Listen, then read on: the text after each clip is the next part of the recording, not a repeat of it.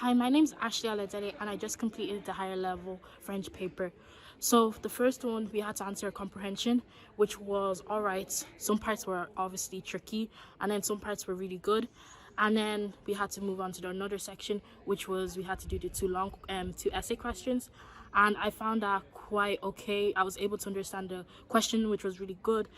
But there are some things that obviously I forgot some words, made mistakes, but attempted to try my best. And overall, I think it was a pretty good exam, just the usual same structure as they always do every year. Hi, my name is Olivia and I'm a 6th year student from Scoil Dara, Kilcock.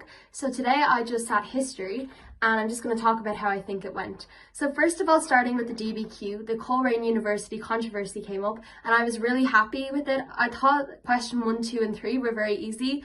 Question 4 was a bit challenging because you were asked to discuss the Coleraine controversy and one other issue.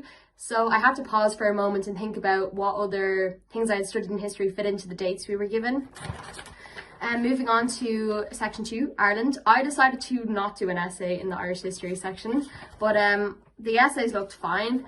And for section 3, for dictatorship and democracy, I thought the essays were very nice. I was expecting a Nazi propaganda question to come up, so I was a bit disappointed that it didn't.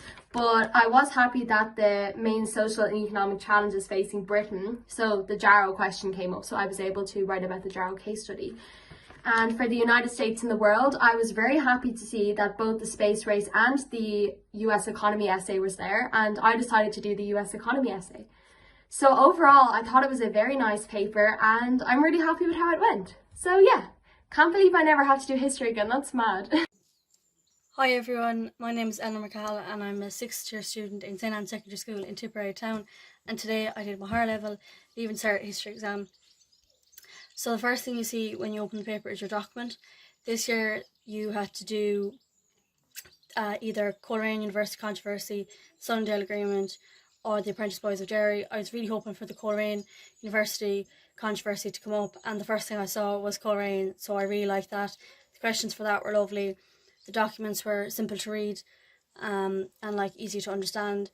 And then the last question, question 4, which is your page and 3/4 to 2 pages of an essay, was on how the Coleraine controversy and other issues contributed to tension in Derry in the mid to late 1960s. So that was a lovely question. So you can put in things like Unionists versus Nationalists, Catholics versus Protestants, Catholics not getting the vote, Protestants being favoured over Catholics in the likes of education, employment, housing, and things like that. So it was a very broad question, and you were able to put a lot of information into that.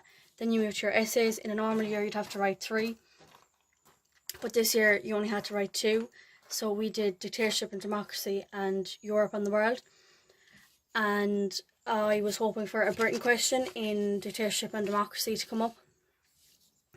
And then when I went to dictatorship and democracy, I saw the main social and economic challenges facing Britain during the period 1920 to 1939, which is a very similar question to the one that I did in the pre's. So I loved when I saw that. And then we went to America, or the United States and the world, and I did the key developments in race relations in 1945 to 1989. Again, both broad questions. You're able to put in a lot of information into those.